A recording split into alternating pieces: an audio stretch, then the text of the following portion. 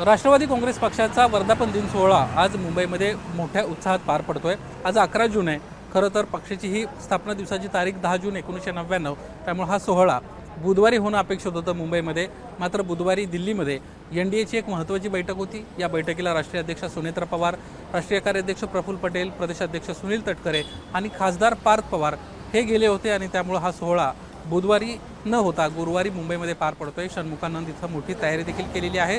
सायन परिसरामध्ये आज संपूर्ण फ्लेक्सबाजी करण्यात आली आहे। याच्यामध्ये सुनेत्रा पवारांचे मोठमोठे कटआउट्स देखील लावण्यात आलेले आहेत, फ्लेक्स लावण्यात आलेले आहेत। मी सध्या राष्ट्रवादी काँग्रेस पक्षाच्या राष्ट्रीय अध्यक्ष आणि उपमुख्यमंत्री सुनेत्रा पवार यांच्या देवगिरी निवासस्थानी आहे आणि या ठिकाणी देखील अशाच पद्धतीचं एक फ्लेक्स समोर आपल्याला पाहायला मिळत आहे। या फ्लेक्सचं एक वैशिष्ट्य आहे, समर्पण, संघर्ष आणि संकल्प अशा आशयाचा हा फ्लेक्स लावण्यात आलेला आहे।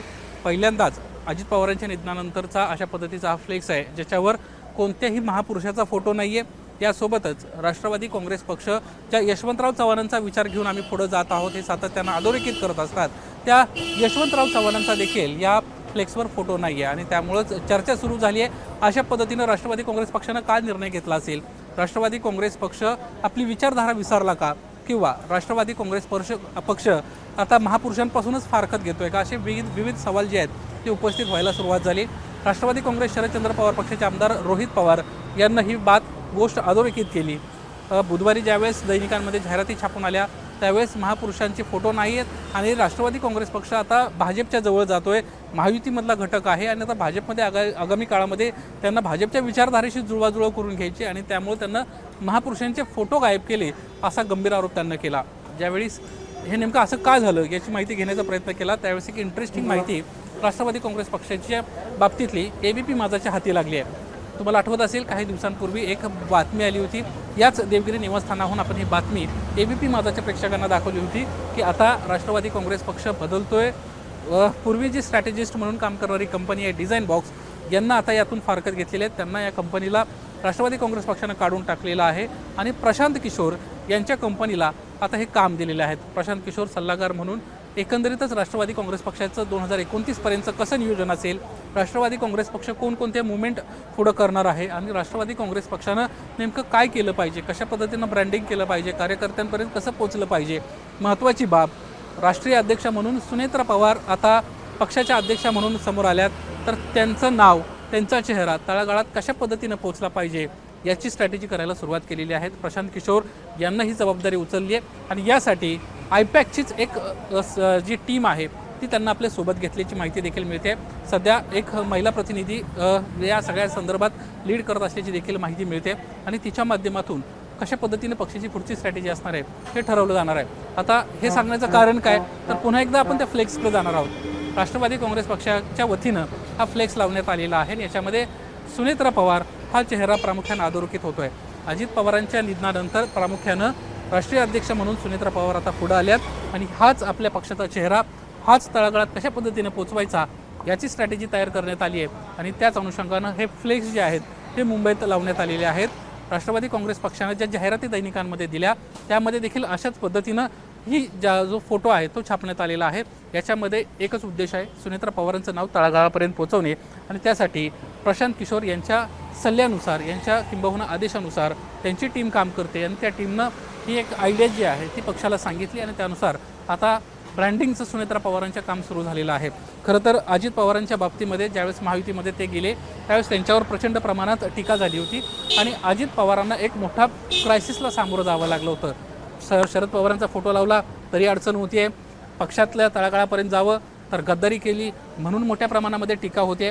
अशा वेळी अजित पवारांचं पुन्हा एकदा ब्रँडिंग करायचं असेल, अजित पवारांना पुन्हा एकदा कार्यकर्त्यांपर्यंत तळागाळापर्यंत पोहोचवायचं असेल तर त्यांची एक इमेज ब्रँडिंग तयार करणं गरजेचं आहे आणि त्याच अनुषंगानं लाडका भाऊ अशा आशयाचं एक ब्रँडिंग करण्यात आलं होतं। त्यासाठी डिझाईन बॉक्स नावाची नरेश अरोरा यांची कंपनी जी आहे ती प्रामुख्यानं काम करत होती।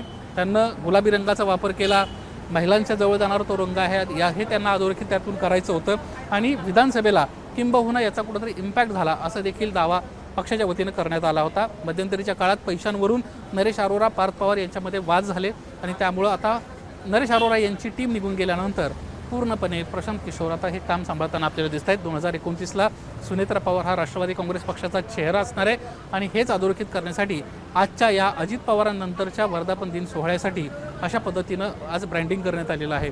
या निमित्तानं सुनेत्रा पवार खरंच यशस्वी होत आहेत का?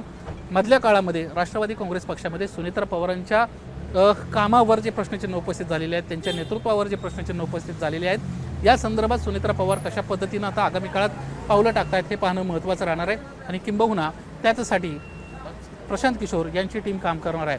सध्या पार्थ पवार पक्षाचं खासदार आहेत, मात्र तेच कुठेतरी संपूर्ण पक्ष आपल्या कंट्रोलमध्ये ठेवत आहेत अशा पद्धतीची जोरदार चर्चा सुरू आहे. याचं उत्तम उदाहरण मधल्या काळात वेगवेगळ्या मंत्र्यांना फंडच्या नावाखाली पैसे मागणं असेल, 1% पक्षाला जमा करा असे आदेश देणं असेल, किंवा हे तुम्ही करत नसाल तर तत्काळ तुमचा राजीनामा घेतला जाईल असं म्हणणं असेल. अशा वेगवेगळ्या गोष्टी चर्चेला आल्या होत्या आणि त्यानंतर पार्थ पवार कंट्रोल करतायत असंच एक चित्र निर्माण झालं होतं. या सर्व चर्चा आता बाजूला सारून सुनेत्रा पवार ह्याच प्रमुख आहेत. सुनेत्रा पवार हेच अजित पवारांचं काम आता पुढं घेऊन जाणार आहेत हे दाखवण्याचा प्रयत्न आता सुरू झाला आहे. आणि याचं आणखीन एक उदाहरण 2 दिवसांपूर्वी बारामतीमध्ये अचानक सुनेत्रा पवार एका हॉस्पिटलमध्ये गेल्या आणि त्या ठिकाणी जाऊन अजित पवारांची जी स्टाईल होती त्या ठिकाणच्या कर्मचाऱ्यांशी बोलणं असेल, किंबहुना त्या ठिकाणी काम करणारे कर्मचारी जर काम करत नसतील तर त्यांना झापणं असेल, अशा आशयाचे व्हिडिओ देखील समोर आणायला सुरुवात झाली आहे. आणि तो देखील या स्ट्रॅटेजीचाच भाग असेल हेही एक शक्यता नाकारता येत नाही आहे. सुनेत्रा पवारांचं पहाटेचं कामकाज आता सुरू झालं आहे. त्या देखील सकाळी लवकर उठून कामाला सुरुवात करत आहेत.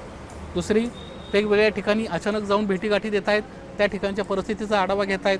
आणि तिसरी बाब, त्यांचं हे वेगळ्या पद्धतीचं ब्रँडिंग. एकंदरीतच राष्ट्रवादी काँग्रेस पक्ष आता काट टाकायचा प्रयत्न करतो आहे. सुनेत्रा पवारांचं नेतृत्व आता पुढं घेऊन पक्ष आता निवडणुकांना सामोरे जाणार आहे. त्यामुळे 2029ला खरंच राष्ट्रवादी काँग्रेस पक्ष अशा पद्धतीनं काम करणार आहेत. सुनेत्रा पवारांचं नेतृत्व सर्वसामान्यांना मान्य होणार आहे का?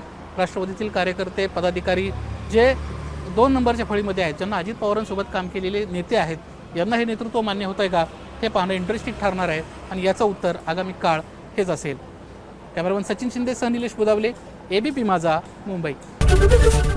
ABP माझा, उघडा डोळे बघा नीट.